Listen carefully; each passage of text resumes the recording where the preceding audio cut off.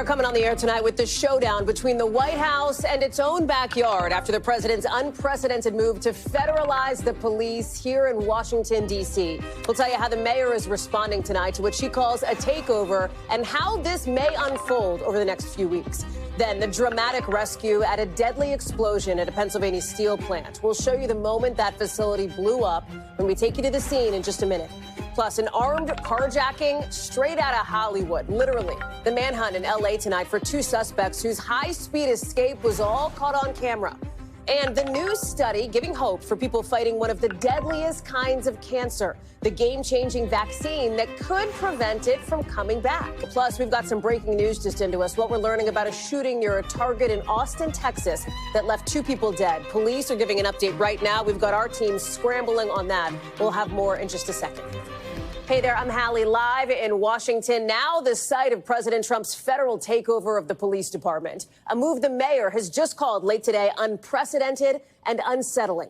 That means for the first time ever, the feds are going to take control of city police. 800 National Guard troops will be deployed here to Washington. The president says the military could even join them. Watch. Police are standing, and they're told, don't do anything under any search. So and you can see they want to get at it. And they're standing there, and people are spitting in their face, and they're not allowed to do anything. But now they are allowed to do whatever the hell they want.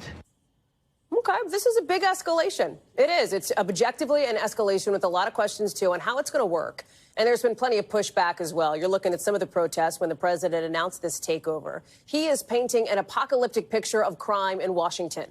But the stats, they show something a little different, that the violent crime rate is actually falling in the city, now at its lowest level in basically 30 years, according to both D.C. Metro Police and the Justice Department.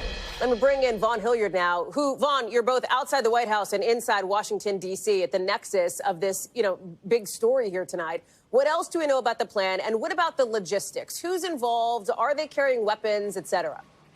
Right. When we're looking at the National Guard, there are questions of whether they will be carrying weapons or not. We should be clear, though, they will not be playing a law enforcement personnel role. They will be playing an assist role. These are servicemen and women who are not trained to play that type of role in major American cities. And yet what we have seen over this weekend already, before today's announcement, was the president using federal agents across a myriad of federal agencies. For example, the Secret Service, the Drug Enforcement Administration, the National Park Service, go and deploy across Washington, D.C., be taken away from their typical jobs, FBI agents as well, and be used inside of park spaces, for example, in Washington, D.C., along the National Mall. And we were already, you can see there, that series of law enforcement agencies that are already federal in nature, but being used to effectively help in local law enforcement capacity. And of course, the big part of this, though, is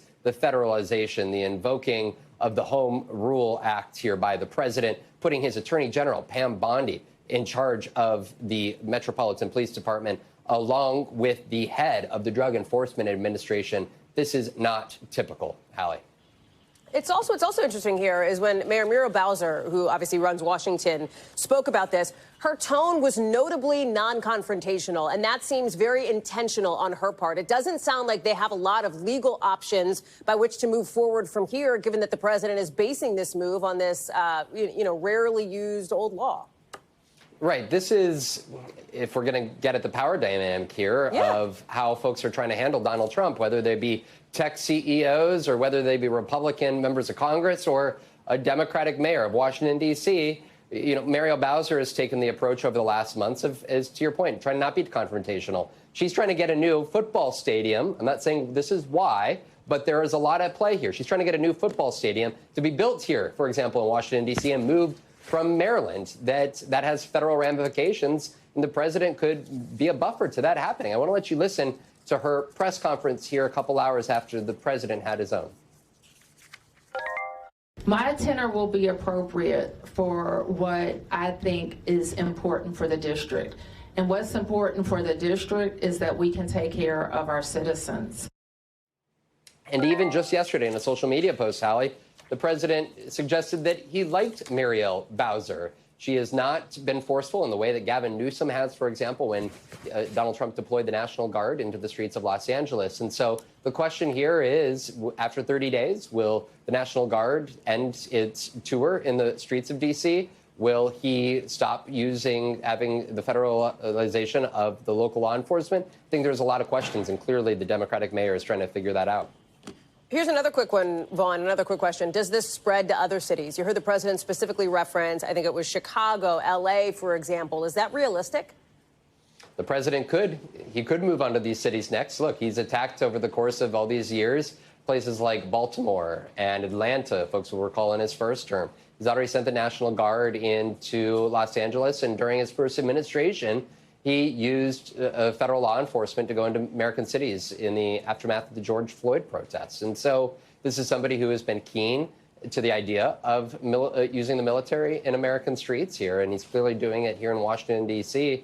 And now it's a question here of whether there's any cities potentially that would welcome this. I mean, Muriel Bowser, I think folks understand that there are drug issues, that there are definitely crime issues across cities here. But when you look at the stats, we have to come back to this here, Hallie, is that, frankly, this is not a unique moment, per se, in terms of whether crime is high or not in so many of these cities, including D.C.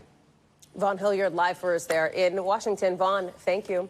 Let's take out to Pittsburgh, because tonight rescuers are still looking for maybe one more possible survivor after a huge explosion at a U.S. steel plant in Pennsylvania. One person died in the explosion. Somebody else, incredibly, was pulled out of the rubble in just the last couple of hours. Alive, but obviously injured. Here's a time lapse. Look at this video the moment the explosion began. It was caught on nearby cameras, those like CCTV cameras. You see that big burst of black smoke there. Locals capturing images like these of more smoke just billowing out of this huge factory. Some 1,300 people work here. It's just outside Pittsburgh. At least 10 people have been taken to local hospitals. Here's the latest from officials not too long ago.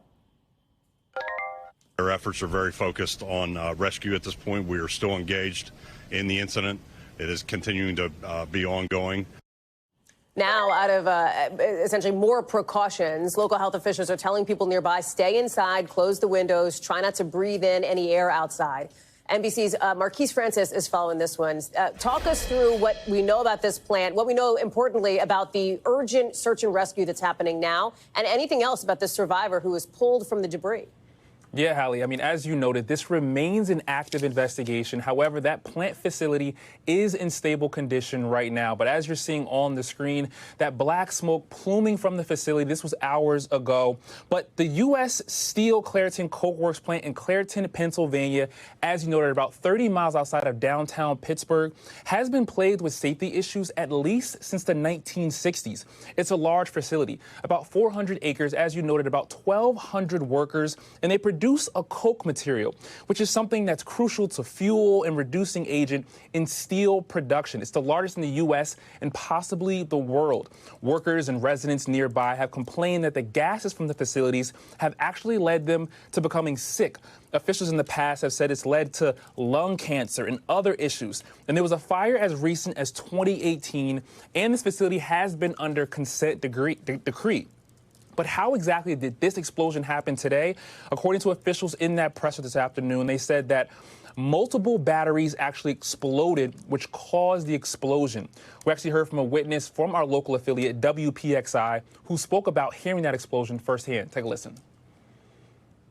And you hear this big boom, but I didn't think of nothing yet. I thought it was the train cars. You know, when your train backyard's the tracks, all you hear is the trains. But then I started hearing sirens, came outside, and there was big black smoke.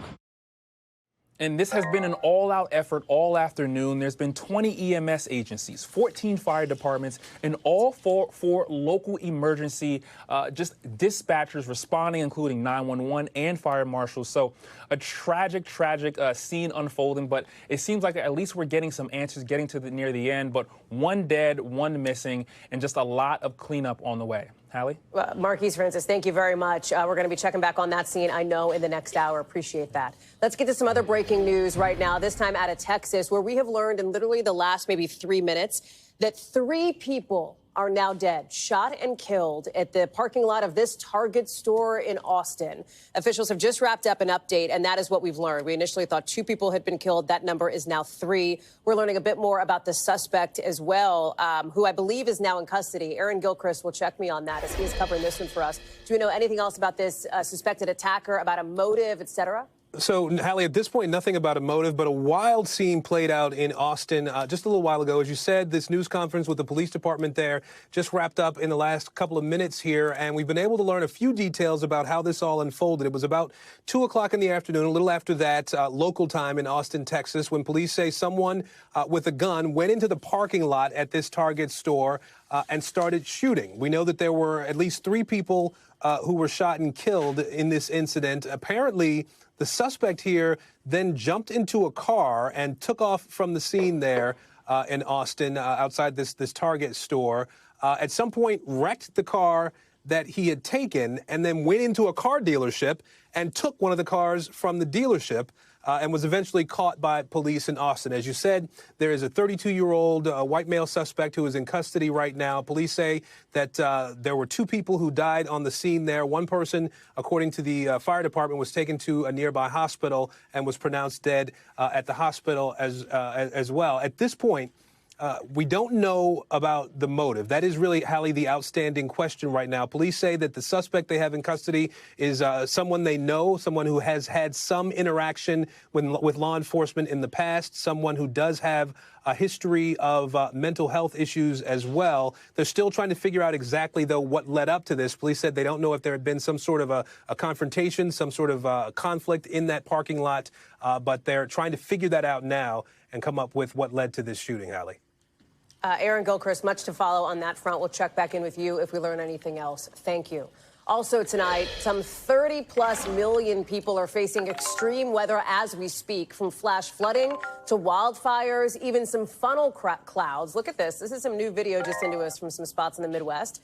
You see some of those clouds forming there. Flash floods down south have wiped out city streets in some instances. All of these storms being fueled by extreme heat that's blanketing most of the country. Wildfires out west have exploded in size. They're tough to get a handle, for crews because of how hot it is. At the same time, Wisconsin had to declare a state of emergency after flash floods ripped through parts of the state just outside Milwaukee. You can see the water rushing through the area. You see the aerial view there. People had to be rescued by boats, dozens of water rescues. There's somebody sort of balancing on the hood of their car in that instance. We've got team coverage tonight. Maggie Vespa is in Wisconsin. Our meteorologist Bill Cairns is tracking the severe storm threat. Maggie, we'll start with you because incredibly, and it gives you a sense of the risk that is still out there, the river behind you is still rising even a day after the rain stopped falling.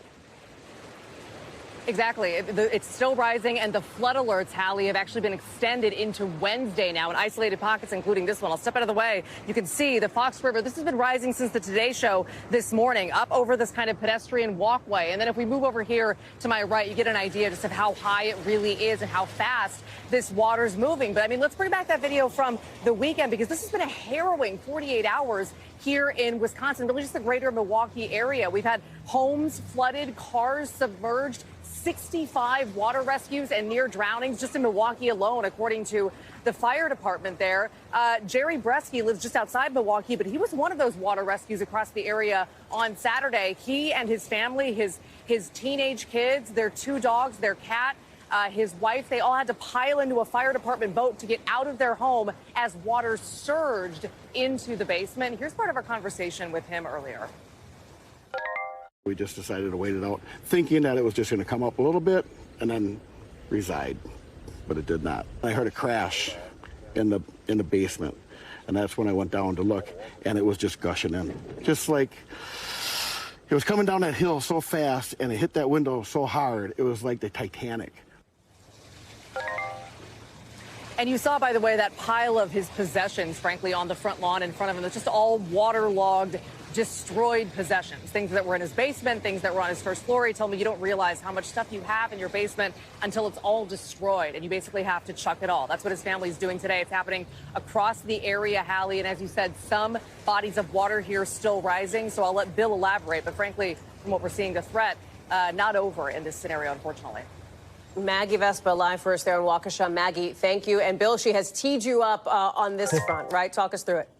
Yeah, so the heavier rain was over the weekend. You can see it was kind of nicer there today. And we're not looking for any additional extreme weather in Wisconsin, per se. But there are going to be other pockets today. We're going to have to deal with flash flooding. We already have some concerns in North Carolina. This evening, we think from Lubbock to Oklahoma through into Missouri will be one spot to watch in this area here. We've already had some periods of very heavy rain early today in the Carolinas. The one area where we have flash flood warnings up here is just east of Raleigh, Greenville, also Goldsboro, North Carolina. One spot picked up over about 3 inches of rain. We see the dark red here. That's 3 inches of rain in the last 3 hours. So that's where we're having some water problems currently. And as far as the heat goes, this hasn't relaxed at all in the West. The drought is expanding. The fires, we got numerous of them. We got 36 large wildfires in the West. So we do have pockets of really bad air quality. Another day over 110 in Phoenix today. And Portland, Oregon doesn't get in the 90s that often. The heat wave for you, too, into the 90s.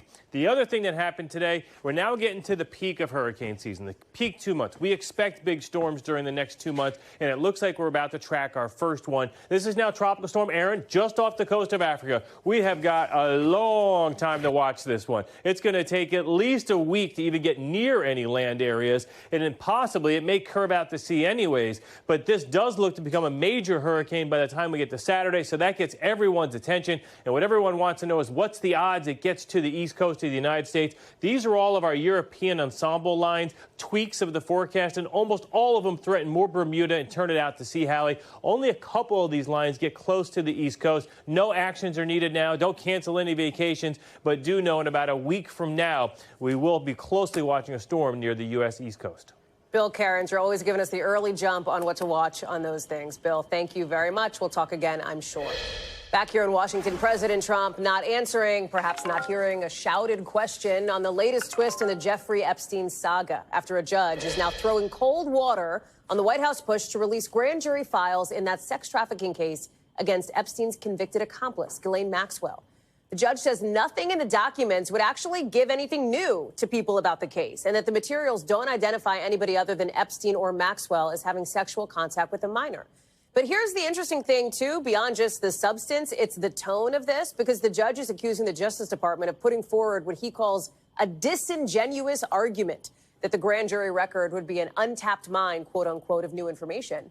The judge says the transcripts are definitively not that. Remember, just a couple weeks ago, the DOJ asked the judges overseeing the Maxwell and Epstein cases to release grand jury files in the face of all that criticism, the backlash that the president got over the decision not to put out any more info on the Epstein case. NBC News has reached out to the DOJ, to Maxwell's attorneys for comment. We have not heard back yet.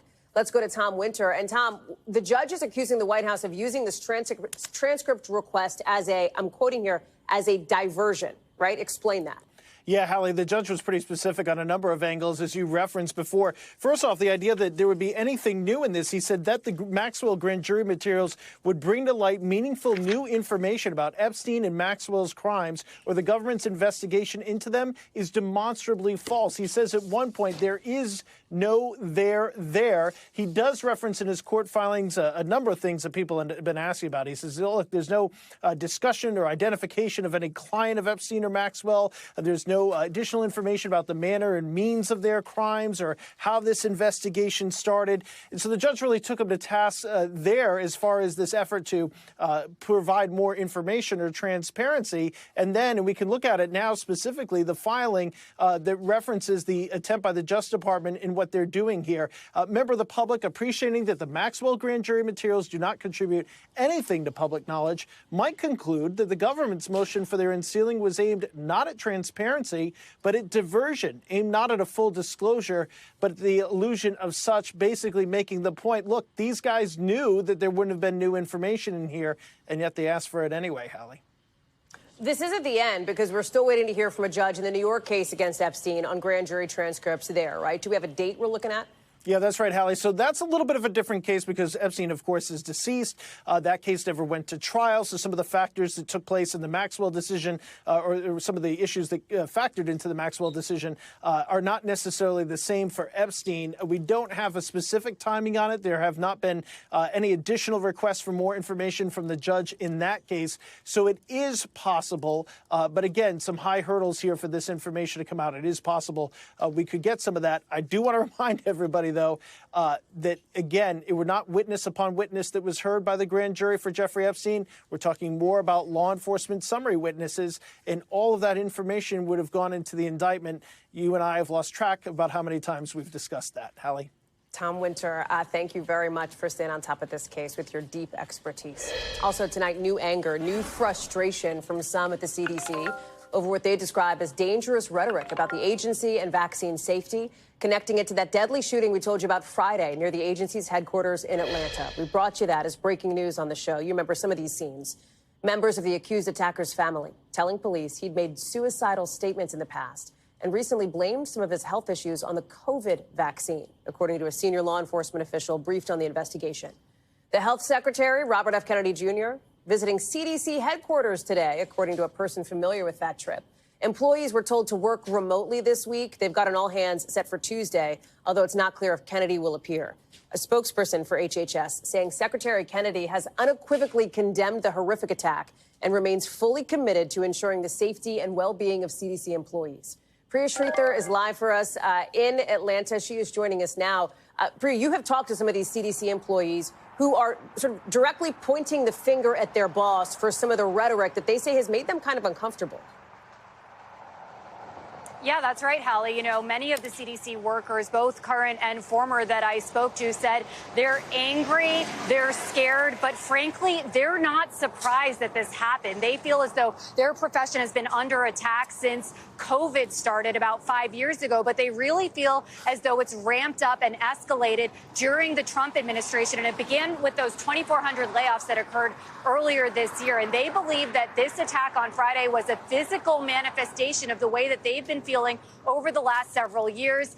And they specifically believe that Health and Human Services Secretary Robert F. Kennedy Jr., some of his previous comments where he's called the COVID-19 vaccine deadly and said that the COVID virus is a bioweapon is really what caused a lot of this disinformation to occur in the first place. And they said it's one thing to condemn the attack, but they also want him to go one step further and rectify a lot of this disinformation that's spreading. Let's take a listen to what Dr. Fiona Havers, who was a CDC employee who actually resigned in protest a few months ago, had to say about all of it. It's an intolerable position for my CDC colleagues to be in, with the HHS secretary being one of the very people whose inflammatory rhetoric put their lives in danger. And I think that not only does he have to condemn the attack, but he has to condemn the misinformation about COVID-19 vaccines, about CDC workers.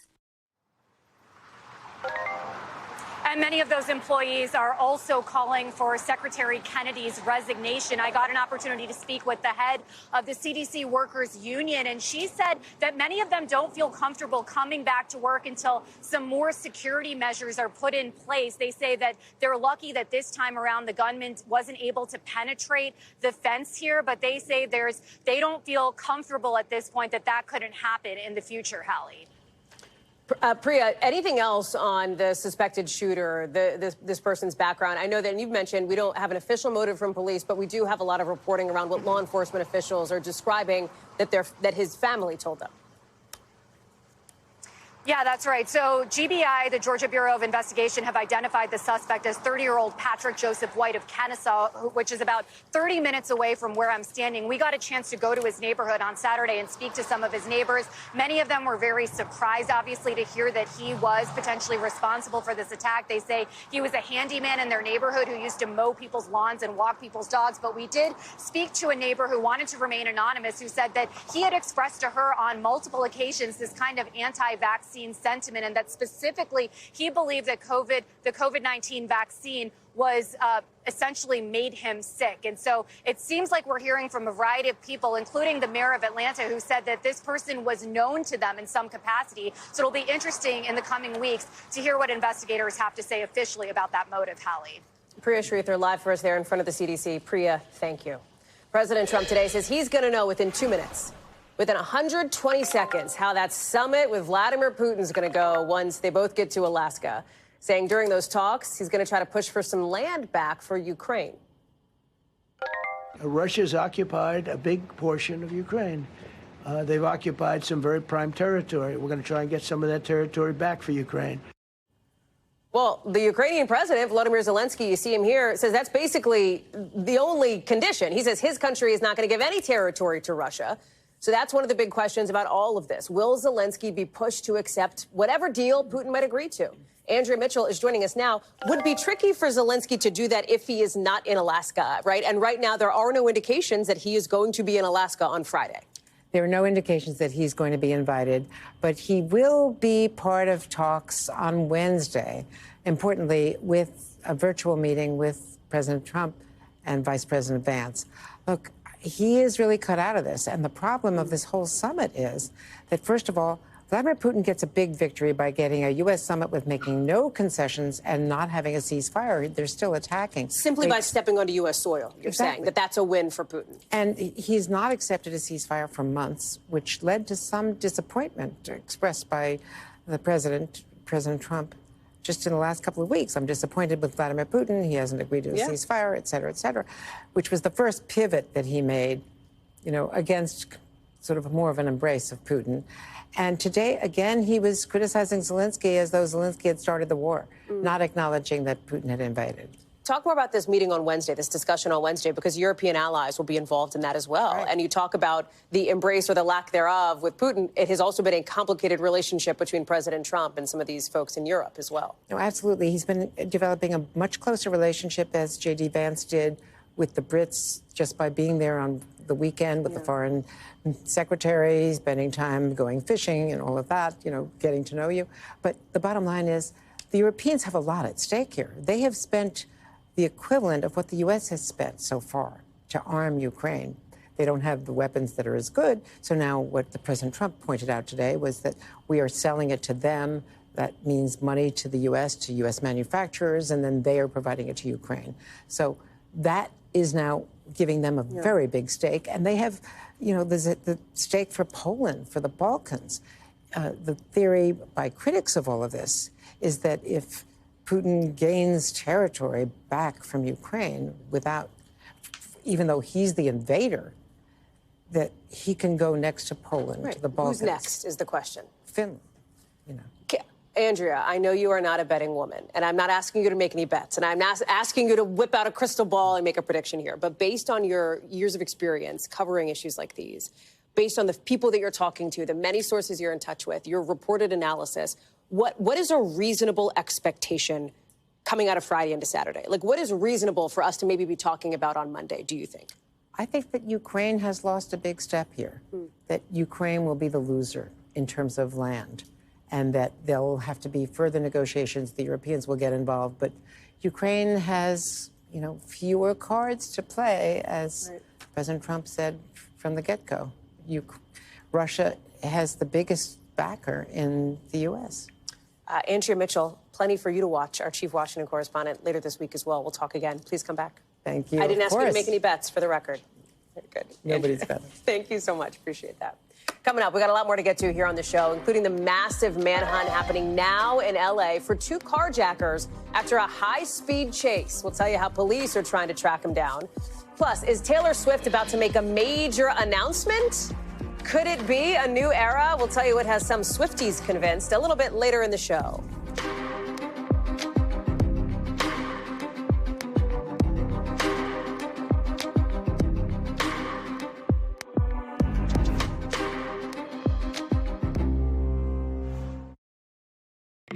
Well, the search is on tonight out in Los Angeles for two carjacking suspects who led police on a high-speed chase involving, yes, look at that, tanker truck, too. This all started overnight when police were chasing this stolen pickup truck after two men took it at gunpoint. We've got some new video just in showing up-close footage of one of the carjackers, look, running there, trying to steal, look, boom, boom, boom, pulls the handle, it's locked, runs back, gets back in the truck. Everything changes then when the pair run into a big rig parked on the highway. Choppers from our station KNBC captured that moment. Look at this. The driver just ran out. The driver said, "You can have it." Oh, my gosh. Yeah, the driver said, "I want nothing to do with this. Spare my life." Now a stolen semi making its way northbound on the 5 freeway. Can you believe that? I mean, they're in that truck. They're in that semi-truck, speeding through L.A., basically. Police in pursuit. They ditch the big rig. They steal another pickup truck, and then they get away. They drove under an overpass. They hopped in, yes, a fourth car. So that's vehicle number 4 at this point. When the truck comes back out, it is empty. Thankfully, nobody was hurt, but it is still just bananas. Camila Bernal has been following this one for us. And that is, as somebody who has previously lived in L.A., Camila, bananas even by the sake of L.A. high-speed pursuit context, right? I mean, this is so wild. Do police have any idea where these guys are?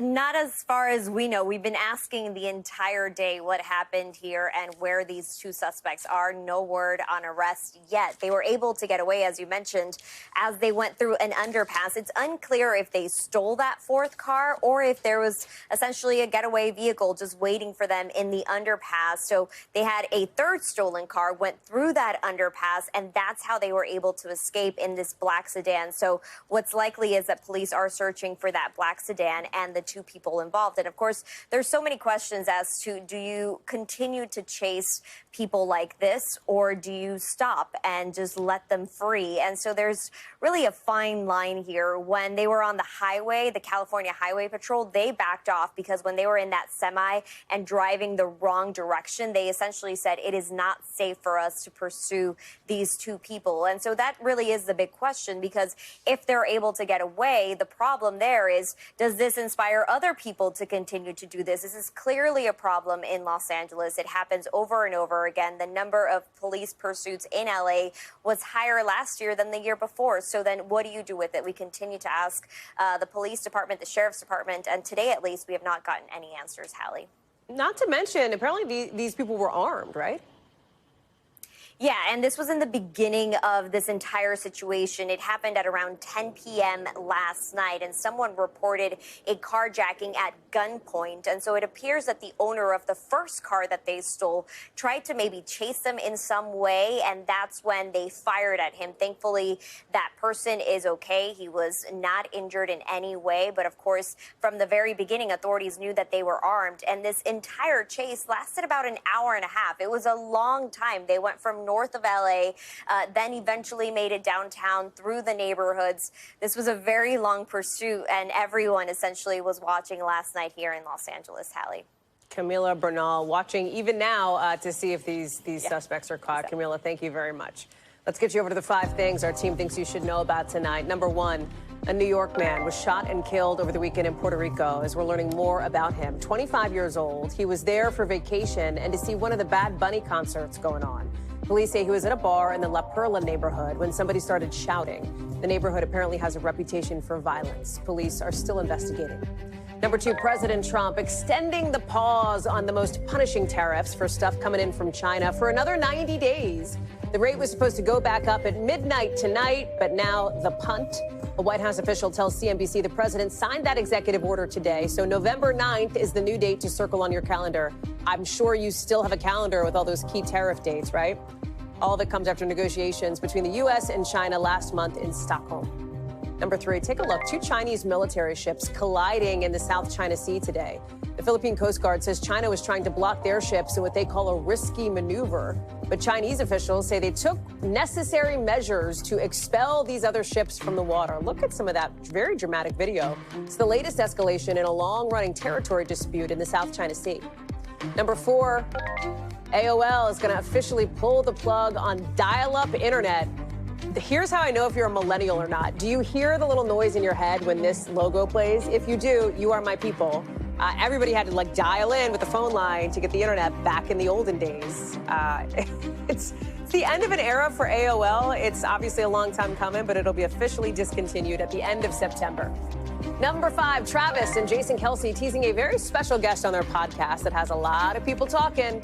Here's what the New Heights socials posted today, an outline of a mystery woman set to appear on Wednesday's episode.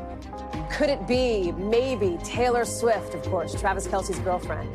Swifties think, yes, maybe it means a new album. Connecting the dots with this post from her, Swift's fan page today, saying, see you next era. Guys, we're on it.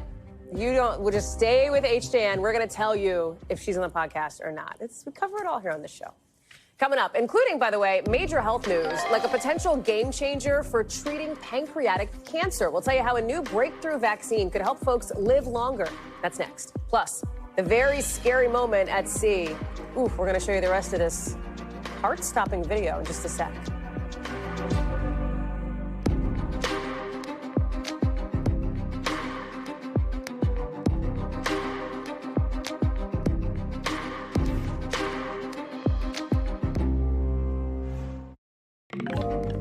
Some critics tonight slamming Israel after the deaths of 5 Al Jazeera journalists who the network says were killed in a targeted airstrike in Gaza in just the last 24 hours. The IDF says one of the people killed was a Hamas leader posing as a journalist. It's all happening as even a group of more than 600 retired members of the Israeli military are now calling for an immediate end to the war in Gaza. But the Israeli prime minister appears defiant in the face of outrage over his plan to take control of Gaza City and hand it over to Arab forces. Now, it is very unlikely that Arab states would go for this. But the prime minister is suggesting is reigniting some criticism inside the enclave that Arab nations are not doing enough to help Palestinians now. Danielle Hamamjian has more in tonight's breakdown. And we should warn you, some of what you're about to see is disturbing. Palestinians say it is the ultimate betrayal. Why aren't Arabs helping us? They've cried over and over again. Arabs, do something. Help us. 22 months and counting. Palestinians are helpless as their emaciated children grow weaker and as the number of dead by starvation grows higher. Arab countries have parachuted aid and sent food, but Palestinians say it is a drop in an ocean of hunger. Arab countries have also sharply rebuked Israel's conduct in Gaza. For example, Egypt calling fresh plans to occupy the territory extremely dangerous, and the UAE warning of catastrophic consequences. But the loudest nations sounding the alarm over the course of the conflict, the likes of Ireland and Spain, along with Latin countries, and South Africa even taking Israel to the UN's top court. Gaza's Muslim Arab neighbors have talked tough, but that's where it ends, acting more as mediators in the so far futile peace negotiations. Palestinians have been screaming into the cameras. Where are the Arab countries? The Arabs are nowhere to be seen. The Arabs, and I'm talking about the Arab rulers, have buried their heads in the sand. Fawaz Jurgis is a professor of international relations at the London School of Economics. He says that while the Arab public is strongly pro-Palestinian, Arab leaders, heavily reliant on American aid and security, are wary of antagonizing the U.S. and its close ally, Israel. This explains the subservience of Arab governments to American foreign policy. There is a big divide now between the Arab ruling elites and Arab public opinion. That divide, he says, is further fueling discontent among Arabs against their largely unelected leaders. Palestine reminds Arabs that their governments are not independent. Their governments are not sovereign. Sovereignty in the Arab world is a myth. Some Arab governments are clearly worried, even though the majority of Jordanians are of Palestinian descent, including the Queen. The state has cracked down on pro-Palestinian protests and arrested activists, rights groups say.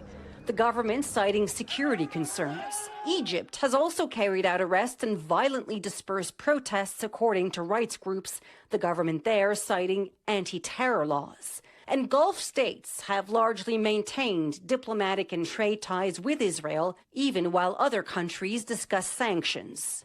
Not a single Arab state that has relations with Israel has cut relations with Israel, although other states in other parts of the world have. The United Arab Emirates and Bahrain are among the Arab countries that signed accords recognizing Israel in 2020, joining Egypt and Jordan. Saudi Arabia was on track to do the same before Hamas attacked southern Israel on October 7, 2023, triggering a devastating counteroffensive. Hamas is allied with Iran, a sworn enemy of Israel and a rival of some Gulf countries. U.S. forces in the region help protect those nations and Israel. Those regimes in the Arab world that depend on the U.S. for their security, they don't depend on their legitimacy vis-a-vis their own people. Ryan Crocker, former U.S. ambassador to several Arab states, says that while Iran may be a menace, the region's rulers may also see Palestinians as a danger. Palestinians, both the cause and the population, have both been seen as a threat to the rule of these Arab regimes. Already struggling economically, Jordan and Egypt have explicitly ruled out taking in Palestinian refugees, suspecting Israel will never allow them to return home. They also fear they'll appear complicit in far-right Israeli calls to clear Gaza of Palestinians, a plan critics say amounts to ethnic cleansing. Just how worried are they? These Palestinian children treated for injuries and diseases in Jordanian hospitals were sent back to war-torn Gaza, their families in disbelief. I was shocked when I learned that my daughter would return to Gaza, one mother said. Guerrillas destroyed the planes. Then there's the potential for turmoil on Arab soil. What if Palestinian refugees turn to militancy as they have in the past? Palestinian fighters have used Arab countries as a base from which to attack Israel. In 1970, they even fought a civil war against Jordan's military. Arab regimes do whatever is necessary to see that the Palestinians don't gain a foothold in their country. But as anger in the Arab world mounts, isn't that angering the population even more, silencing them? Absolutely. Suppression might not always ensure security. The tragedy of Gaza, the destruction of Gaza, could really serve as a time bomb that implodes the Arab political order from within. A tragedy that, for now, Gazans are facing alone. Danielle Hamamjian, NBC News. We'll be right back.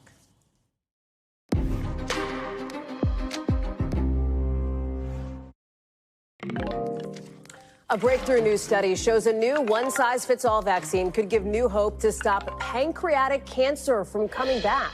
And it could maybe make treatment faster and cheaper. This is a highly aggressive cancer we're talking about. It has just a 13% survival rate for patients 5 years after diagnosis. 80% of the time, it comes back. But this new clinical trial shows a majority of patients have a strong enough response to the vaccine to basically stop any lingering cancer cells from growing. Let's bring in Dr. John Torres. This feels like huge news considering how very deadly pancreatic cancer actually is. Give us the gut check. How promising does it seem to medical experts? And Hallie, you're correct. This is very promising. This is very great news because, like you mentioned, 13% survival rate at 5 years.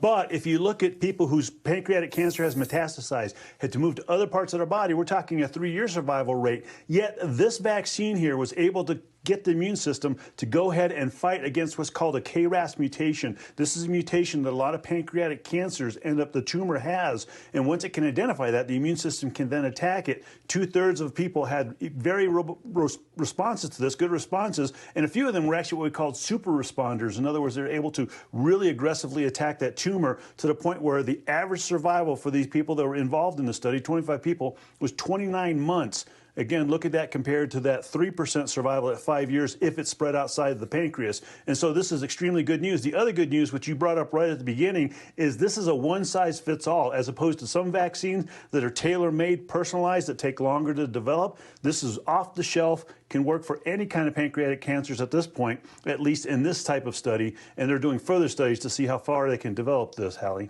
Is it possible? I mean, a vaccine for cancer, are there other kinds of cancers where there are, like, literally vaccines for them? Could this be developed to treat other kinds of cancers as well?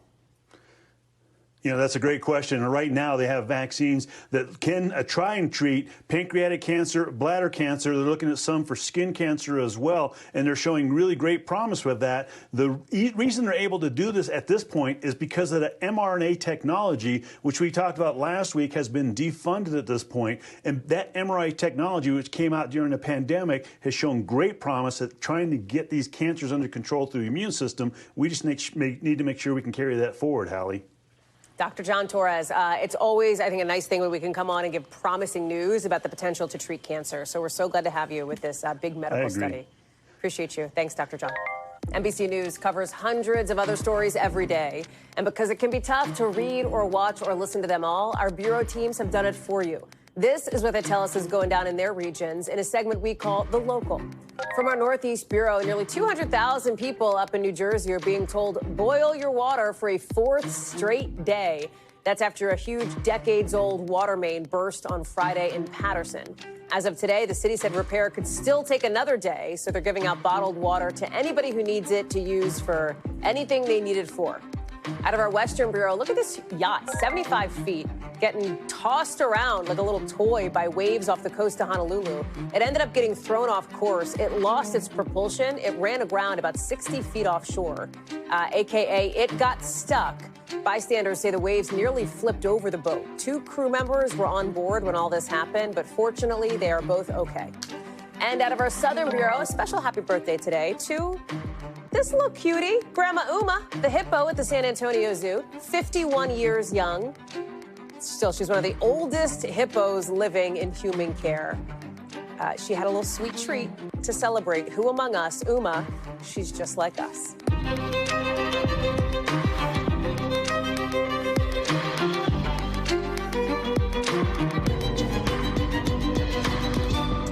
We are coming on the air tonight after a new move by President Trump, an unprecedented one, to federalize the police here in Washington. How the mayor is responding tonight to what she's calling a takeover. Then the dramatic rescue after a deadly explosion at a Pennsylvania steel plant. We're going to show you the moment this facility blew up. We'll take you to the scene in just a minute. Plus, developing in really only the last hour or so, at least 3 people have been killed after a shooting outside a Target store in Austin. We're going to take you live to Texas with new details about the suspect who is now in custody. And tens of millions of people watching and waiting for the possibility of really intense weather tonight, with some communities only starting to dry out. We'll take you to Wisconsin, where flash floods have devastated some spots. And an armed carjacking straight out of Hollywood, or perhaps straight past it. The manhunt in L.A. tonight for 2 suspects whose high-speed escape, partly in a big rig, was all caught on camera. That is coming up a little bit later in the show. Hey there, I'm Hallie, live in Washington, where President Trump's federal takeover of the police department is taking shape in a move the mayor called unprecedented and unsettling. So this is a big White House push in the president's own backyard. It means for the first time ever, the feds are going to take control of the city's police. 800 National Guard troops are going to be deployed here to D.C. The president says members of the military could even join them. Police are standing, and they're told, don't do anything under any search. And you can see they want to get at it. And they're standing there, and people are spitting in their face, and they're not allowed to do anything. But now they are allowed to do whatever the hell they want. It's a big escalation with a lot of questions on how this is actually going to work. And some pushback, too. These are some of the protests when the president announced the takeover. And, you know, when he's like rolling this out, when he's talking about it, he is painting just a dark and apocalyptic picture of life in the nation's capital, of crime in the nation's capital. But what you're looking at on screen, that's the stats.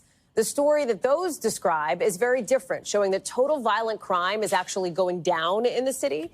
It's now at its lowest level in just about 30 years, according to both D.C. Metro Police and the DOJ.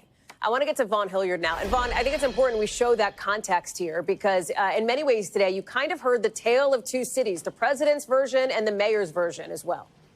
Right. I think it's important, Hallie. It's not a perfect city. There is crime across the country in major American cities. At the same time, if you're looking at the data that is tracked by local law enforcement and with the FBI, the statistics just from earlier this year show that, according to the FBI, violent crime in the District of Columbia is at a 30-year low. And when you're looking at some of the numbers, from carjackings to homicides, year over year, we have seen the numbers consistently go down since the pandemic here. And so that's why the timing of this announcement is perhaps surprising, because this is not quite the apocalyptic scene out in neighborhoods across D.C. like the one that he and his attorney general told the public exists here. And over the weekend, even before the announcement that he was federalizing the local police department and putting his attorney general in charge of it and deploying 800 National Guard, this weekend he had already sent out a myriad of number of federal agents from agencies like the FBI agents. He sent out Drug Enforcement Administration agents, National Park Service agents to public places across Washington, D.C. to effectively help local law enforcement. And so For the president, this is a broad reaction here to the crime that has taken place, but he also said that he was going to get rid of homelessness here. So there was a lot that came out of this morning. Does D.C. have any legal options moving forward? It didn't sound too much like it, at least from the mayor's notably non-confrontational tone just a couple of hours ago. Right. The D.C. Attorney General said that they were looking at potential legal options, but you noted Muriel Bowser, the Democratic mayor of D.C., said that she did not believe that they had legal bounds to fight the invoking of the D.C. Home Rule Act that would allow the administration in a time of emergency to effectively take over local law enforcement. I think we have that soundbite of Muriel Bowser, the mayor here. I think if we could take a listen. My tenor will be appropriate for what I think is important for the district. And what's important for the district is that we can take care of our citizens. And that is where this has really been kind of a tough grounds for the mayor here, Hallie, as she figures out her best path forward in overseeing her city at a time in which the president is depicting to the country at large a very different scene than the reality that is playing out most days here in the district. Vaughn Hilliard, live for us there outside the White House in Washington, right where it's all happening. Vaughn, thank you. Thanks, to Pittsburgh now, where rescuers are still looking for at least one more person after a huge explosion at a U.S. steel plant in Pennsylvania. One person was killed. One more, incredibly, was pulled out of the rubble in just the last couple of hours. They were found alive, injured, but alive. And here you see some of the time-lapse video of the moment this explosion went off. You see that huge burst of black smoke. You saw some similar scenes playing out from people's cameras, like around the area, from locals, etc. This is a big factory here. Some 1,300 people work there. It's just outside Pittsburgh. Out of an abundance of caution, local health officials say they're telling people nearby to stay inside, close the windows, don't breathe in air outside. Talia Kirkland from our Pittsburgh station, WPXI, has been on the scene. She's joining us now. We just heard from U.S. Steel, the lieutenant governor, and county officials who have confirmed that one person has died. Two others who were trapped underneath the rubble. One has been rescued and transported to a local hospital. The other is still unaccounted for. Right now, this is an active search and rescue mission. Now, this afternoon, we are hearing additional details about the condition of that particular area in the plant. Our employees did a great job of making sure that we went in and rescued everybody that was involved, safely shut down all of the gases and utilities, and the plant is stable. Officials have confirmed that this explosion happened just before 11 a.m. Right now, they are still actively investigating the cause of the explosion, but say that there were no safety precautions prior to this explosion. Something needs to change.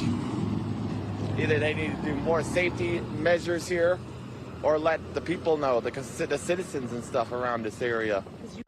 We spoke with a neighbor who lives just blocks away from the plant. His initial reaction when he heard the explosion and why he wants more safety precautions after learning that a life was lost and nearly a dozen others were injured. As I said, this is still an active search and rescue mission. Once we have confirmed more details, we will bring them to you. In Clareton, I'm Talia Kirkland. Our thanks to Talia and to our Pittsburgh station for that. Let's take you to Austin now with more breaking news. After 3 people were shot and killed in the parking lot of a Target late today. No idea on motive yet, but we do know that the suspect is in custody. I want to go right now to Kelly Wiley of our NBC station in Austin, who is at the scene. Kelly, thank you for being with us. You're getting in some new details, even in just the last little bit, about what happened and about this suspected attacker, right? Right, yes. This shooter was outside the parking lot. We know from police that 2 people were found dead in the parking lot, and one was transported to the hospital where they were pronounced dead. Already, we're seeing people who were inside those stores coming out, talking with us briefly. There were small children in that store at that time. There were families in the store. We talked to one man who's working for Target and heard over his radio that there was an active shooter and was trying to help security get people to a safe spot. But really, they weren't quite sure at the time what they were hearing where the gunshots were coming from. Police, though, have filled in some gaps for us about this suspect. They tell us this suspect had a long rap sheet. Those were the exact words that they used. And they clarified that this person had several mental health holds in their database, in their records, and that they had had experience with this person before. This is a 32-year-old man that they say they now have in custody. And police tell us this person, after this shooting happened, stole a car in the Target parking lot, drove to a different part of Austin where there was some crash, then stole another vehicle. And after he went to a different part of the city, that's where Austin police were able to catch up with him. We still don't have good details about how they were able to find them. We're working to find that now. But a lot of people coming into the parking lot where we're staged telling us they're in shock. This is not something that's happened at this Target in their near recollection. And so a lot of people just really shaken up that this could happen where they shop and where they bring their families.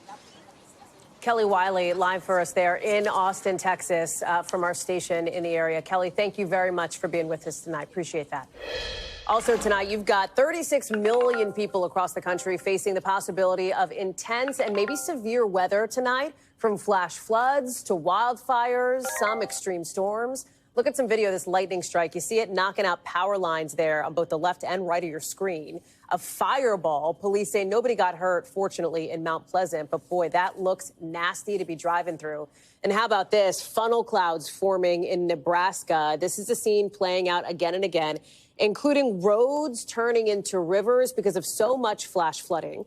Many of these storms, of course, being fueled by extreme heat across much of the country. And out west, of course, it's the risk of wildfires. You're seeing those explode in size, including in Colorado, that fire NATO you're looking at here.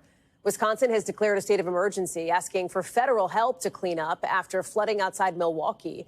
People were at one point standing on their cars. Look at that on the right of your screen. It's like somebody kind of perched or kneeling on the hood. Water rescues, dozens of them overnight, Saturday into Sunday. Bill Cairns is going to have the track in just a second. But I want to bring in Maggie Vespa, who is live for us in Wisconsin. And Maggie, we see that river flooding behind you. It's rising even tonight. Talk us through what else you're seeing as folks are thinking about cleaning up.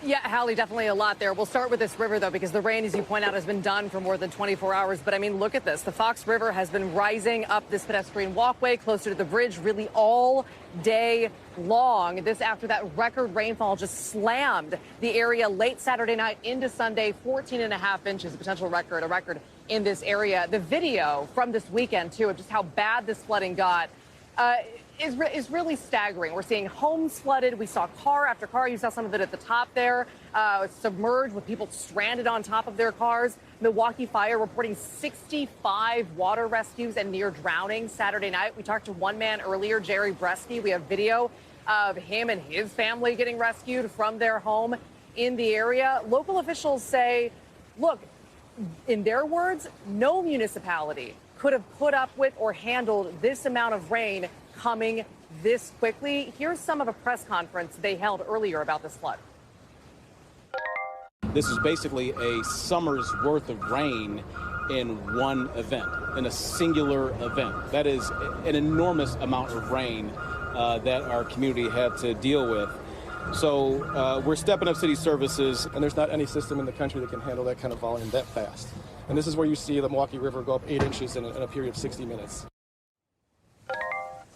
And we heard from local officials. They're trying as best they can to get to. We've seen a ton of roads that have been crumbled and a ton of homes that still don't have power. Sewage backup, gross as it is, has been an issue in the area. Officials in that press conference today said, listen, we want everybody to know we're working as fast as we can. But they said a lot of our own employees, Hallie, they had their homes flooded, so they're short-staffed. So a lot of things here at a standstill right now as people try to start drying out and recovering from this truly historic flooding event.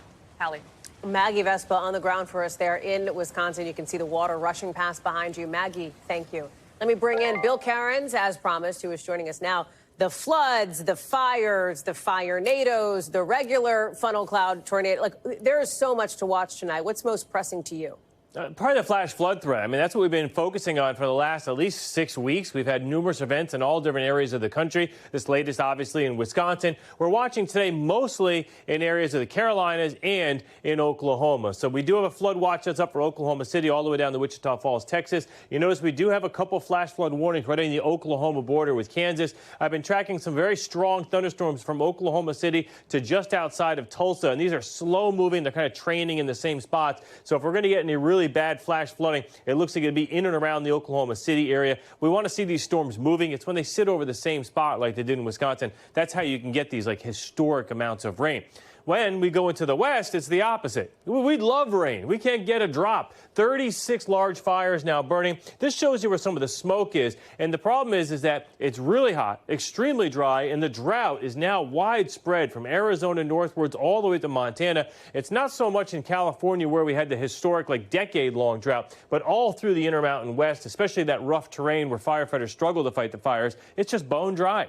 And then the opposite of that is in the tropics. The one thing we haven't had this season is a hurricane yet. That should change in the coming days. This is Tropical Storm Erin. This is likely going to be our first big storm and, likely become a major hurricane in about 4 to 5 days from now. So everyone wants to know, where's this going? In the next 5 days, it avoids all land, but it should be somewhere close to the north side of Puerto Rico and the Virgin Islands. It looks to now miss there.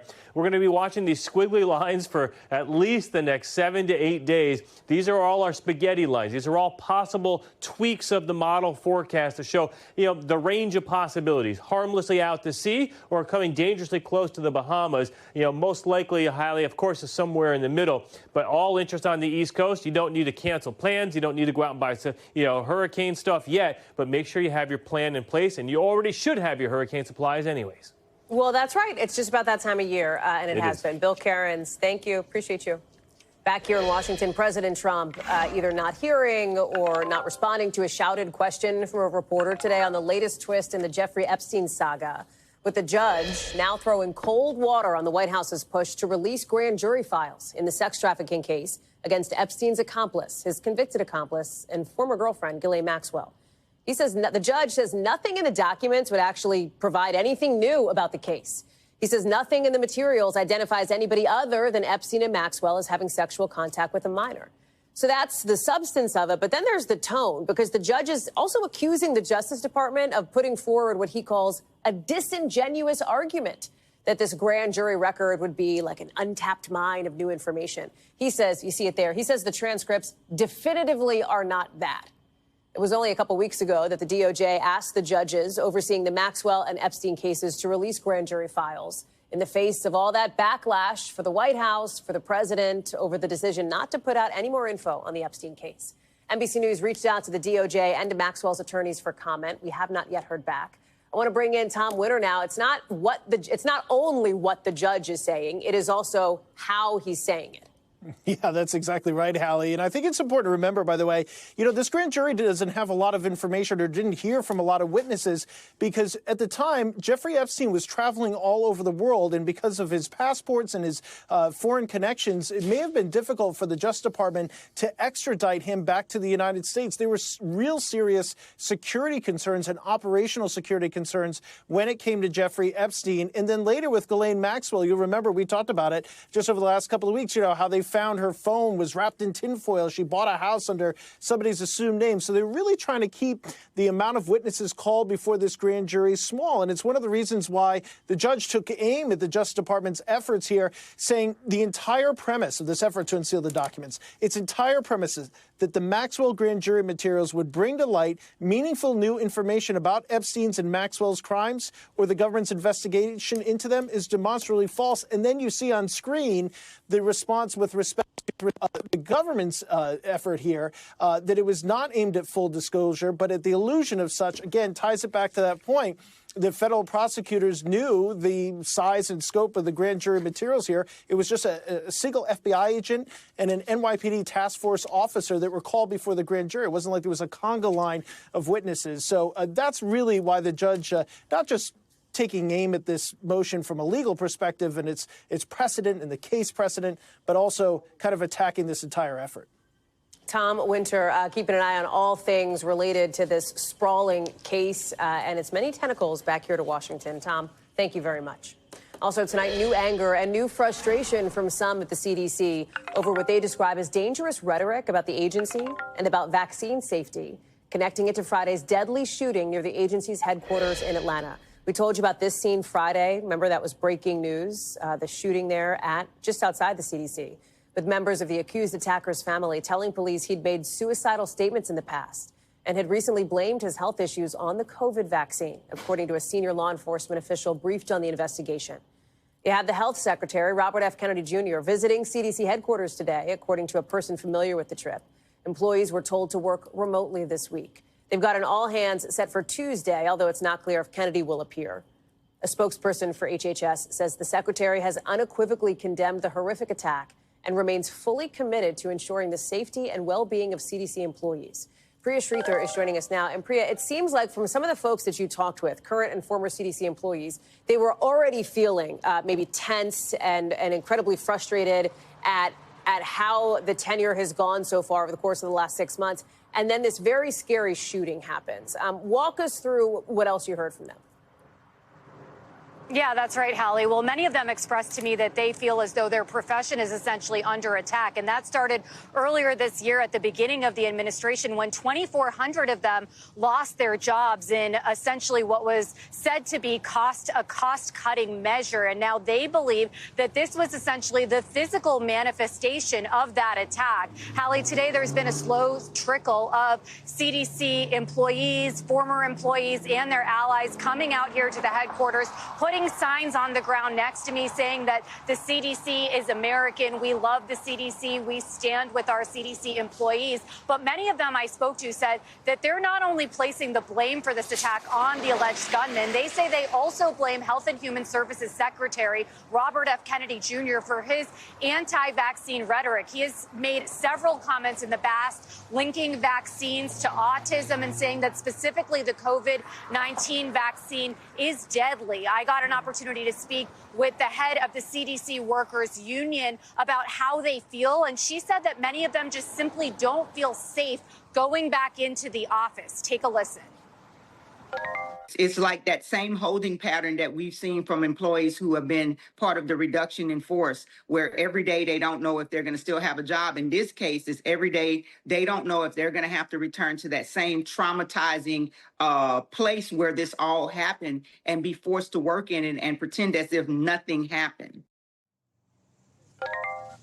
And Hallie, I asked them, how do you feel about that statement that you mentioned in the very beginning where through a spokesperson, Secretary Kennedy condemned the attack? And they said they want to take it one step further. They want to hear from him that he actually condemns a lot of the disinformation that he put out about the vaccine earlier this year. Some of them even calling on him to resign. Now, you mentioned that he was here at the CDC headquarters today. What we're told is that he did a walkthrough of the buildings that were hit by gunshots. They talked a little bit about where the investigation stands right now, but many of the workers say that they want to talk to him directly and tell them what their concerns are, Hallie. Thank you, Priya. Thanks. One of the things we're looking at, too, is that when you talk about this shooter, when you look at the people affected by this, the victims, we're learning more about this officer as well, right? Yeah, that's right. So 33-year-old DeKalb County police officer David Rose tragically died while responding to this incident. We know that he's a U.S. Marine Corps veteran. He's the father of 2 young children and that his wife was actually pregnant. Our affiliate here in Atlanta got an opportunity to speak to his mom, who said that he always loved serving his community. That's why he joined the military, and that's why he became a police officer, and that if he got a chance to do it again, he would. And actually, we're hearing now that Secretary Kennedy actually met with his widow today. So we know that that meeting occurred as well, Hallie. Priya Sridhar live for us there outside the CDC in Atlanta. Priya, thank you very much. Also today, President Trump says he is going to know within 2 minutes, within about 120 seconds, about how the summit with Vladimir Putin is going to go once they both get to Alaska, saying during those talks they'll try to push for some land back for Ukraine. Listen to this.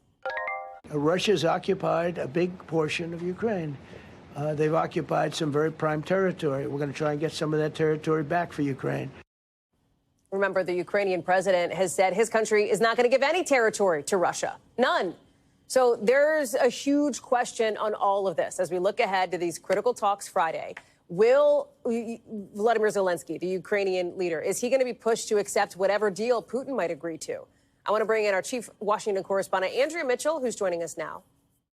Would be tricky for Zelensky to do that if he is not in Alaska, right? And right now, there are no indications that he is going to be in Alaska on Friday. There are no indications that he's going to be invited, but he will be part of talks on Wednesday, importantly, with a virtual meeting with President Trump and Vice President Vance.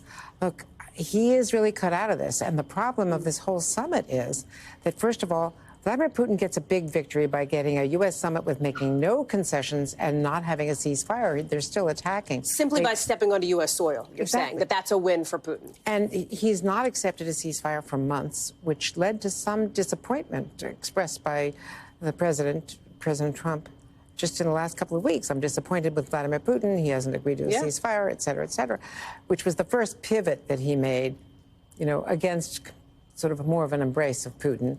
And today, again, he was criticizing Zelensky as though Zelensky had started the war, not acknowledging that Putin had invaded. Talk more about this meeting on Wednesday, this discussion on Wednesday, because European allies will be involved in that as well. Right. And you talk about the embrace or the lack thereof with Putin. It has also been a complicated relationship between President Trump and some of these folks in Europe as well. No, absolutely. He's been developing a much closer relationship, as J.D. Vance did, with the Brits just by being there on the weekend with the foreign secretary, spending time going fishing and all of that, getting to know you. But the bottom line is the Europeans have a lot at stake here. They have spent the equivalent of what the U.S. has spent so far to arm Ukraine. They don't have the weapons that are as good. So now what the President Trump pointed out today was that we are selling it to them. That means money to the U.S., to U.S. manufacturers, and then they are providing it to Ukraine. So that is now giving them a very big stake. And they have, there's the stake for Poland, for the Balkans. The theory by critics of all of this is that if Putin gains territory back from Ukraine without, even though he's the invader, that he can go next to Poland, to the Balkans. Who's next is the question. Finland, Andrea, I know you are not a betting woman, and I'm not asking you to make any bets, and I'm not asking you to whip out a crystal ball and make a prediction here. But based on your years of experience covering issues like these, based on the people that you're talking to, the many sources you're in touch with, your reported analysis, what is a reasonable expectation coming out of Friday into Saturday? Like, what is reasonable for us to maybe be talking about on Monday, do you think? I think that Ukraine has lost a big step here, that Ukraine will be the loser in terms of land, and that there'll have to be further negotiations. The Europeans will get involved, but Ukraine has, fewer cards to play, as President Trump said from the get-go. Russia has the biggest backer in the U.S. Andrea Mitchell, plenty for you to watch, our chief Washington correspondent, later this week as well. We'll talk again. Please come back. Thank you. I didn't ask you to make any bets, for the record. Very good. Nobody's betting. Thank you so much. Appreciate that. Coming up, some brand new video just into us. What we're learning about how a small plane ended up upside down off the coast of Florida. Plus, Prince Harry and Meghan Markle making a decision about their future at Netflix.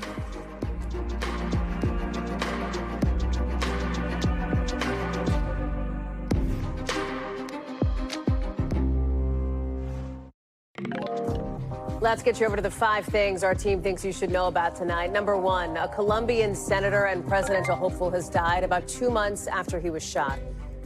Remember, he was shot in the head while campaigning for his party's nomination in the 2026 election. It's still unclear who's behind the assassination of Miguel Uribe, but police have arrested multiple people. Number 2, some brand new video just into us shows a small plane crashing into a sandbar off the coast of Florida. Do you see it there? So we've highlighted it. It goes right out of the sand, right into the water there. The pilot was the only person on board. Fortunately, he was not hurt. Investigators are looking into what happened. Number 3, New York police are looking for a man who threw a sex toy during a WNBA game that hit a 12-year-old girl in the leg. Police released this video of the suspect. The actual incident happened last week at the Liberty game in New York. And just the latest instance of people throwing sex toys at players on the court, etc. We told you about this last week. At least 2 people have been arrested in connection with similar things in Georgia and Arizona. Just cut it out, folks. Number 4, Prince Harry and Meghan Markle, they are staying with Netflix after their production company signed a new multi-year deal today. Remember, Archwell Productions started collaborating with Netflix back in 2020, so that's where the show Harry and Meghan originated from. You can now expect some new content from the couple, including the 2nd season, maybe the cooking show, With Love, Meghan, that much talked about cooking show. Number 5, something else that is much talked about. Travis and Jason Kelsey teasing a special guest on their podcast, posting this today for New Heights. Look at this. It's an outline of a mystery woman set to appear on Wednesday's episode. Does that silhouette look like Taylor Swift to you? Who knows, but that's what Swifties seem to think, especially because she posted something from a Swift's fan account saying, like, thinking about when she said, "See you next era." Like, could she be announcing a new album? We'll find out. 48 hours to go. Also tonight, the search is on in Los Angeles for 2 carjacking suspects who led police on a high-speed chase that you just have to see to believe. Here's how it started. Overnight, police started chasing this stolen car, the stolen pickup truck, after 2 men took it at gunpoint. We've got some new video close up, it's just into us. So this is one of the carjackers, gets out of the truck, tries to open that white car door, runs back, couldn't get in, runs back, gets back in the pickup truck with the other carjacker. They then drive off, Then the pair run into a big rig on the highway. Choppers from our station, NBC LA, captured that moment. You got to watch this. The driver just ran out. The driver said, "You can have it." Oh my gosh. Yeah, the driver said, "I want nothing to do with this. Spare my life." Now a stolen semi making its way northbound on the 5 freeway. They carjacked a big rig. They drive it down the highway. They drive it into L.A. itself. Police are following behind, but police are also they don't want to put other people at risk, too. Then the carjackers ditch the tractor trailer. They get into another pickup truck, a different pickup truck. They go under an overpass, and when the truck comes out of the overpass, it's empty. It's empty. The guys escape. It's just a crazy scene, even in a city known for crazy car chases. And nobody knows where these 2 people are now. Let me bring in Camila Bernal, who's watching this one for us. LA knows a high-speed car chase, but this one, just so many twists and turns, right? Do we know anything else about it? I mean, these carjackers had guns. They're still at large. What else? It's so hard to keep track because they stole so many vehicles and tried one thing after another. But authorities knew from the very beginning that this was 2 people who were armed, because when they first were called to a scene, it was because they said that someone was getting their car stolen at gunpoint. So initially, even when the chopper went up, they knew that they were armed. I want you to listen to some more of that NBC reporter as they're up in the air in that chopper. Oh, shots fired, they just said. Southbound in the northbound lanes. Move out of the way, folks. Yeah, they may try to carjack that person. Thankfully, that person had their door locked. Oh, my gosh. Yeah, so what happened there is that after they start running away from authorities, they then have to find another car to steal. So they start stopping literally into every car that they find and try to open the car doors. They're unable to do so a number of times. And eventually is when they find the semi-truck and they take off in this semi-truck through all of LA, basically, because they were up north, were in Lancaster, and then drove on the 5 all the way to downtown Los Angeles. You see him there, or them there, in downtown LA. They even went through a residential neighborhood, and eventually, unfortunately, they were able to get away, Hallie. And that truck we're looking at had, what, milk in it? Yes. So it's funny because the reporter, the NBC LA reporter, she actually says, "I see a milk sticker on that truck." And so we started asking our sources, is this a milk truck? And they did confirm that it was. The big question is, was there milk inside of the truck as they're driving it through Los Angeles? That is still unclear. And again, these people are still on the run. Authorities looking for 2 people who left in this black SUV. And right now, no word on arrest, Hallie. Just wild. Camila Bernal tracking all of it live for us from LA tonight. Camila, thank you very much. Much more to get to here on the show, including coming up a potential game changer for treating pancreatic cancer, how a new vaccine could help patients live longer. This is a big deal. Plus, the pretty scary moment out at sea. Look at that. We're going to show you what happened at the end of this video next.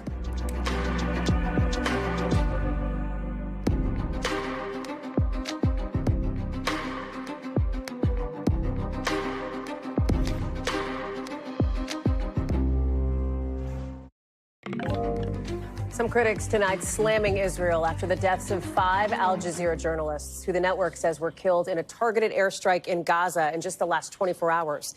The IDF says one of the people killed was a Hamas leader posing as a journalist.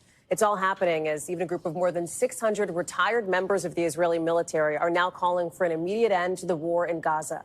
But the Israeli prime minister appears defiant in the face of outrage over his plan to take control of Gaza City and hand it over to Arab forces. Now, it is very unlikely that Arab states would go for this. But the prime minister is suggesting is reigniting some criticism inside the enclave that Arab nations are not doing enough to help Palestinians now. Danielle Hamamjian has more in tonight's breakdown. And we should warn you, some of what you're about to see is disturbing. Palestinians say it is the ultimate betrayal. Why aren't Arabs helping us? They've cried over and over again. Arabs, do something. Help us.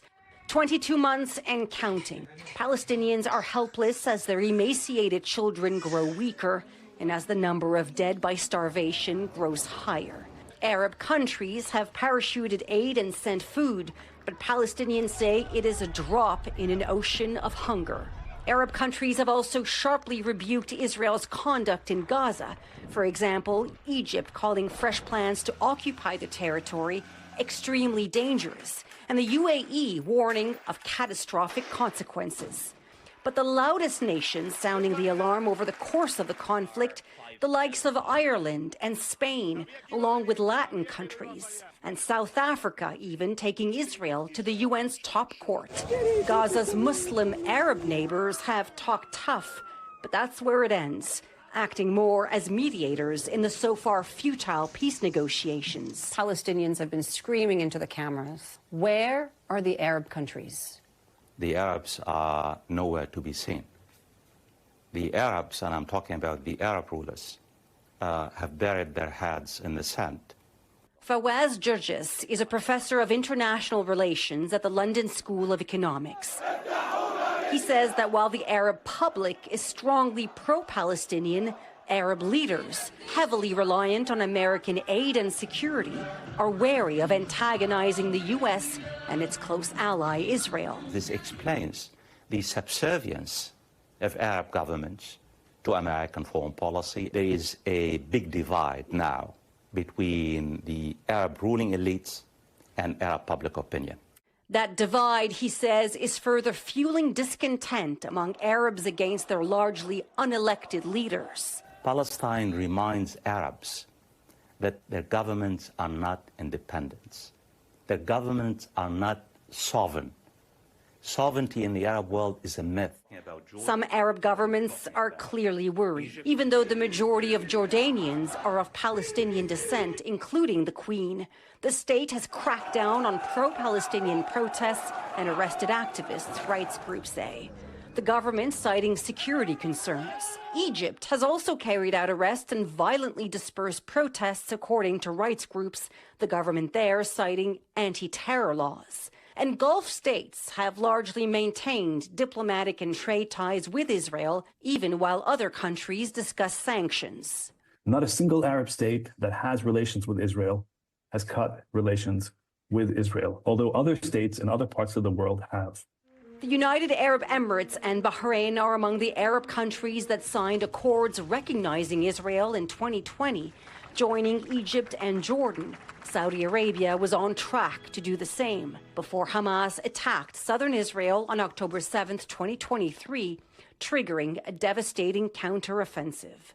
Hamas is allied with Iran, a sworn enemy of Israel and a rival of some Gulf countries. U.S. forces in the region help protect those nations and Israel. Those regimes in the Arab world that depend on the U.S. for their security, they don't depend on their legitimacy vis-a-vis their own people. Ryan Crocker, former U.S. ambassador to several Arab states, says that while Iran may be a menace, the region's rulers may also see Palestinians as a danger. Palestinians, both the cause and the population, have both been seen as a threat to the rule of these Arab regimes. Already struggling economically, Jordan and Egypt have explicitly ruled out taking in Palestinian refugees, suspecting Israel will never allow them to return home. They also fear they'll appear complicit in far-right Israeli calls to clear Gaza of Palestinians, a plan critics say amounts to ethnic cleansing. Just how worried are they?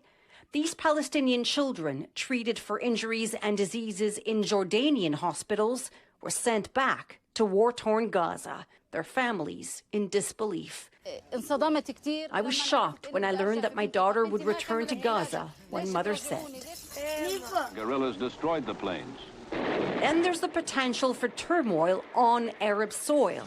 What if Palestinian refugees turn to militancy as they have in the past? Palestinian fighters have used Arab countries as a base from which to attack Israel. In 1970, they even fought a civil war against Jordan's military. Arab regimes do whatever is necessary to see that the Palestinians don't gain a foothold in their country. But as anger in the Arab world mounts, isn't that angering the population even more, silencing them? Absolutely. Suppression might not always ensure security. The tragedy of Gaza, the destruction of Gaza, could really serve as a time bomb that implodes the Arab political order from within.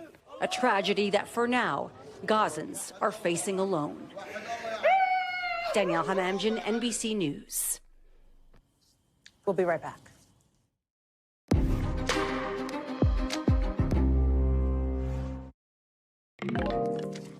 A breakthrough new study shows a new one-size-fits-all vaccine could give new hope to stop pancreatic cancer from coming back.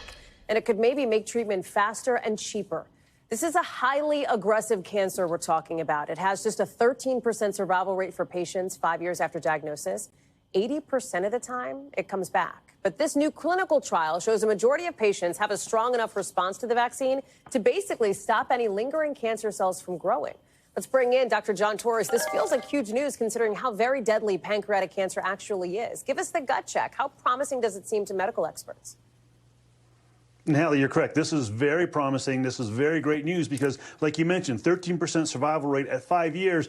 But if you look at people whose pancreatic cancer has metastasized, had to move to other parts of their body, we're talking a 3-year survival rate. Yet this vaccine here was able to get the immune system to go ahead and fight against what's called a KRAS mutation. This is a mutation that a lot of pancreatic cancers end up the tumor has. And once it can identify that, the immune system can then attack it. 2/3 of people had very responses to this, good responses, and a few of them were actually what we called super responders. In other words, they're able to really aggressively attack that tumor to the point where the average survival for these people that were involved in the study, 25 people, was 29 months. Again, look at that compared to that 3% survival at 5 years if it's spread outside of the pancreas. And so this is extremely good news. The other good news, which you brought up right at the beginning, is this is a one-size-fits-all, as opposed to some vaccines that are tailor-made, personalized, that take longer to develop. This is off the shelf, can work for any kind of pancreatic cancers at this point, at least in this type of study. And they're doing further studies to see how far they can develop this, Hallie. Is it possible? I mean, a vaccine for cancer, are there other kinds of cancers where there are like literally vaccines for them? Could this be developed to treat other kinds of cancers as well? You know, that's a great question. And right now they have vaccines that can try and treat pancreatic cancer, bladder cancer. They're looking at some for skin cancer as well. And they're showing really great promise with that. The reason they're able to do this at this point is because of the mRNA technology, which we talked about last week, has been defunded at this point. And that mRNA technology, which came out during the pandemic, has shown great promise at trying to get these cancers under control through the immune system. We just need to make sure we can carry that forward, Hallie. Dr. John Torres, it's always, I think, a nice thing when we can come on and give promising news about the potential to treat cancer. So we're so glad to have you with this big medical study. Appreciate you. Thanks, Dr. John. NBC News covers hundreds of other stories every day. And because it can be tough to read or watch or listen to them all, our bureau teams have done it for you. This is what they tell us is going down in their regions in a segment we call The Local.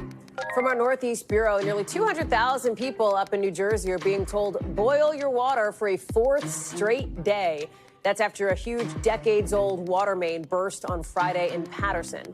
As of today, the city said repair could still take another day, so they're giving out bottled water to anybody who needs it to use for anything they need it for. Out of our Western Bureau, look at this yacht, 75 feet, getting tossed around like a little toy by waves off the coast of Honolulu. It ended up getting thrown off course. It lost its propulsion. It ran aground about 60 feet offshore, a.k.a. it got stuck. Bystanders say the waves nearly flipped over the boat. 2 crew members were on board when all this happened, but fortunately, they are both okay. And out of our Southern Bureau, a special happy birthday today to this little cutie, Grandma Uma, the hippo at the San Antonio Zoo, 51 years young. Still, she's one of the oldest hippos living in human care. She had a little sweet treat to celebrate. Who among us? Uma, she's just like us. We thank you for watching, and remember, stay updated on breaking news and top stories on the NBC News app or watch live on our YouTube channel.